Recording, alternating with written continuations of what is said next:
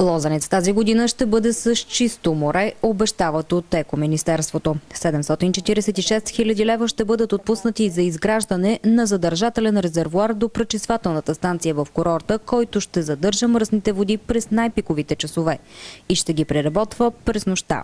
Целта на тази инвестиция е да се подпомогне общината в усилията й да осигури безпроблемна експлоатация и недопускане на замърсяване на Черноморското крайбрежие.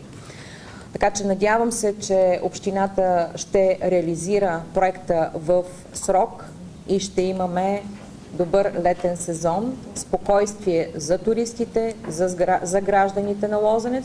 В момента тече процедура по избор на изпълнител. Но окончателно проблема ще бъде решен, когато бъде създадено разширението на пречиствателна станция, за което също община Царево е провела процедура по избор на изпълнител.